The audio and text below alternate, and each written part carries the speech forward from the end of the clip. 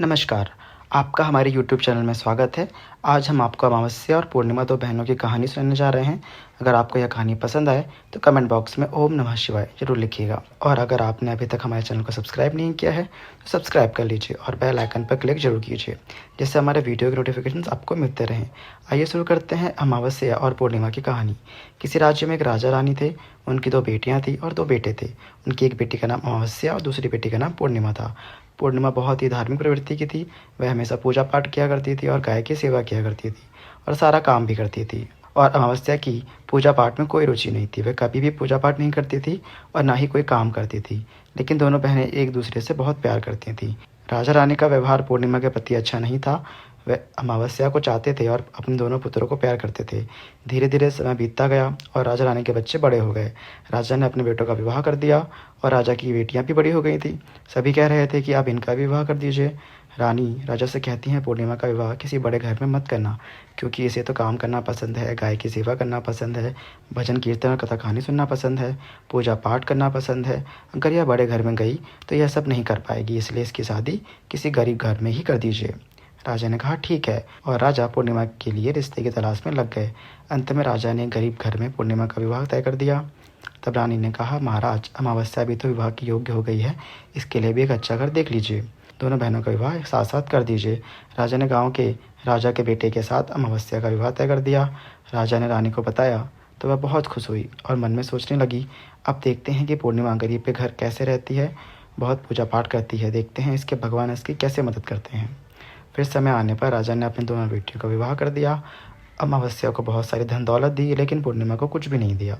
पूर्णिमा के भाई और भाभी पूर्णिमा को बहुत प्यार करते थे, क्योंकि वह अपनी भाभीयों के साथ काम में हाथ बटाती थी, लेकिन अमावस्या उन पर रौब जमाती थी। फिर अमावस्या और पूर्णिमा दोनों अपने अपने ससुराल चले गए।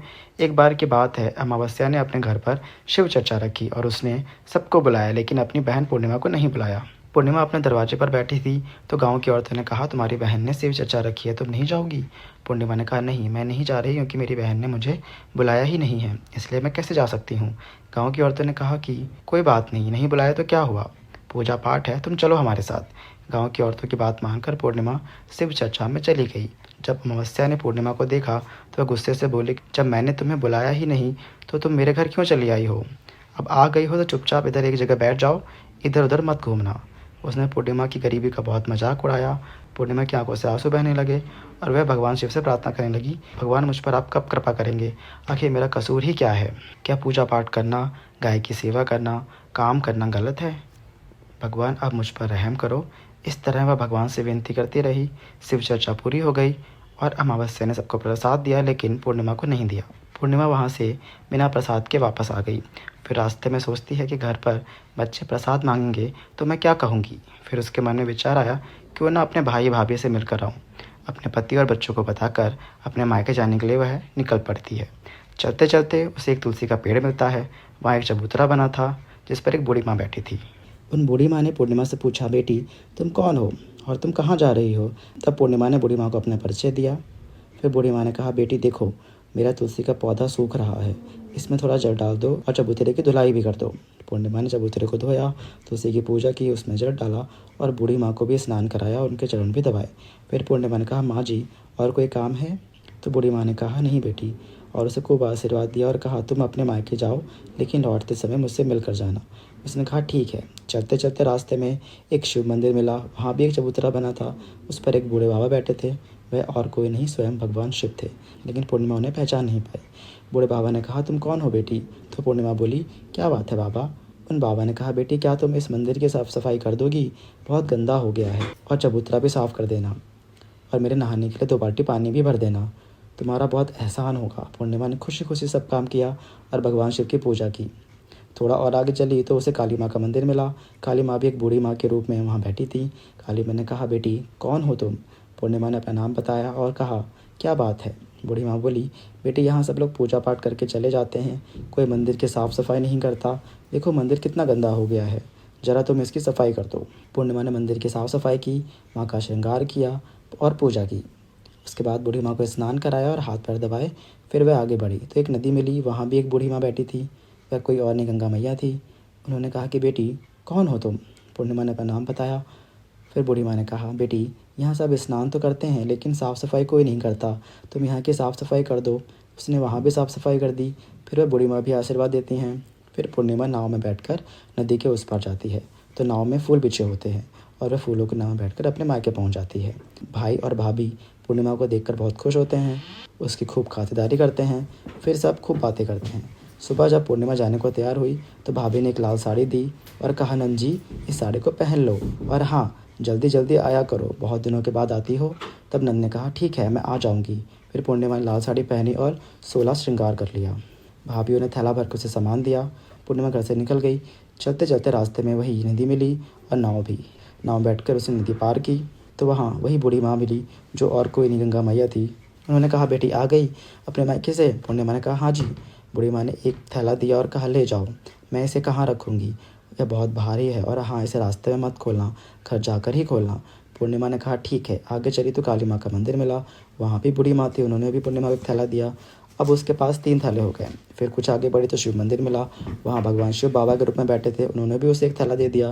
वह लेकर पूर्णिमा आगे बढ़ी तो तुलसी मैया मिली, उन्होंने भी उसे एक थैला दे दिया। थैले लेकर पूर्णिमा अपने घर आ गई और वह 5 थैले खोलने लगी। सबसे पहले उसने अपने मायके का थैला खोला। उसमें खाने पीने की चीज़, कपड़े और खाने का सामान वगैरह था। उसने खाने की चीज़ और कपड़े अपने बच्चों को दे दिए तो उसके बच्चे बहुत प्रसन्न हो गए। जो गंगा मैया ने थैला दिया था उसे खोला तो उसमें सोना चांदी भरा था। तीसरा थैला खोला, उसमें 16 श्रृंगार भरा था। चौथा थैला खोला जो भगवान शिव का था, उसमें बहुत सारी खुशियाँ मिली। तुलसी माँ का थैला खोला तो उसमें चावल, गेहूँ, अनाज भरा था। पूर्णिमा के घर अब किसी प्रकार की कोई कमी नहीं थी। संपत्ति का भंडार से उसका घर भर गया।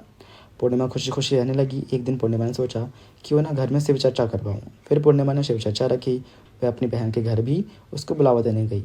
जब अमावस्या अपनी बहन के घर चर्चा में आई तो घर में धन दौलत देखकर आश्चर्यचकित रह गई। फिर अमावस्या ने पूछा कि तुम्हारे घर में इतना धन दौलत कैसे हो गया? तब पूर्णिमा ने कहा, देखो बहन, तुमने चर्चा रखी थी, मुझे नहीं बुलाया, फिर भी मैं आई, तुम्हारे घर आई, लेकिन तुमने मुझे प्रसाद नहीं दिया। तुम्हारे घर से आने के बाद मैं मायके चली गई और उसने सब बात अमावस्या को बता दी। अमावस्या ने कहा कि मैं भी मायके जाऊंगी, तुम मुझे प्रसाद मत देना।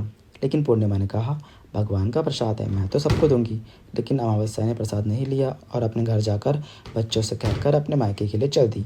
चलते चलते तुलसी माँ मिली। उन्होंने कहा, बेटी यह चबूतरा साफ कर दो और तुलसी में पानी भी डाल दो। अमावस्या कहती है, मैंने इतनी महंगी साड़ी पहन रखी है, यह गंदी हो जाएगी, मैं कुछ नहीं करूँगी। आगे चलकर भगवान शिव मिले, उनसे भी उसने ऐसे ही कह दिया। आगे चली तो काली माँ मिली, उनसे भी उसने यही कहा। फिर गंगा मैया मिली, उनसे भी उसने ऐसे ही कह दिया। फिर वह अपने मायके पहुँच गई। जब उसकी भाभीयों ने अमावस्या को देखा तो कहा, यह कहाँ से आ गई?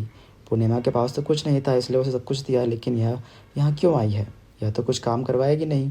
पूर्णिमा तो सारा काम करवाती है। अमावस्या खाना खाकर सो गई। सुबह हुई तो अमावस्या ने कहा, भाभी अब मैं जा रही हूँ। तो भाभी ने कहा, ठीक है जाओ। तब अमावस्या ने कहा, आपने पूर्णिमा को तो थैला दिया था और मुझे कुछ भी नहीं दोगी? तब भाभी ने कहा, ठीक है तुम जाओ, थैला तुम्हारे घर पहुँच जाएगा। फिर अमावस्या ने नदी पार की तो गंगा मैया मिली। गंगा मैया ने कहा, आ गई बेटी? तो उसने कहा, आपने पूर्णमासी को थैला दिया था, मुझे नहीं दोगी? गंगा मैया ने कहा, ठीक है जाओ बेटी, तुम्हारे घर हम भिजवा देंगे। ऐसे ही काली माँ, भगवान शिव और तुलसी माता ने भी उसे कह दिया कि थैला तुम्हारे घर में तुम्हें मिल जाएगा। जब वह घर पहुंची तो उसके आंगन में 5 थैले रखे हुए थे। जब अमावस्या ने थैला खोला तो किसी में मिट्टी, किसी में पत्थर, किसी में सांप बिच्छू थे। उसने अपना माथा पीट लिया और कहा, हे भगवान, हमें मायके में भी कुछ नहीं मिला और इधर उधर भी कुछ नहीं मिला। फिर अमावस्या दौड़कर पूर्णमासी के पास जाती है और कहती है कि तुझे इतना सब कुछ मिला, मुझे तो कुछ भी नहीं मिला। तब पूर्णिमा कहती है, मैं मायके जाती हूँ तो भाभीयों के साथ काम करवाती हूँ, तो मैंने तो भाभीयों की कभी मदद भी नहीं की। भाभी तुमको क्या देती? गंगा मैया को तुमने ठुकरा दिया, शिव जी, काली माँ, तुलसी माँ, सबको तुमने ठुकरा दिया, इसलिए भगवान ने तुम्हें कुछ नहीं दिया। तब अमावस्या कहती है, बहन मुझे माफ़ कर दो, मैंने सदा तुम पर अत्याचार किया है, मुझे प्लीज़ माफ़ कर दो, मैं अभी अब भक्ति करूँगी और सब कुछ प्राप्त करूँगी। पूर्णिमा ने कहा, बहन देखो 3 सूत्रों का ज्ञान ले लो। पहले सूत्र में दया मांगना, दूसरे सूत्र में चर्चा करना और तीसरे सूत्र में 108 बार ओम नमः शिवाय का जाप करना। बहन भगवान ने जो 3 सूत्र दिए हैं वह प्रसाद के रूप में स्वीकार कर लेना और हृदय में बसाना। मैंने सच्ची मन से भगवान का पूजा पाठ किया, सबकी मदद की, सबका काम किया, इसलिए मुझे सब कुछ मिला। तुम्हारे पास जो भी था वह सब भी खत्म हो गया। तब अमावस्या अपने घर आ गई और पूजा पाठ करने लगी, भगवान शिव से माफ़ी मांगने लगी। आपको यह कहानी कैसी लगी हमें कमेंट्स करके ज़रूर बताएं। वीडियो को लाइक करें और ऐसी ही कथा कहानी के लिए हमारे चैनल को सब्सक्राइब करें। धन्यवाद।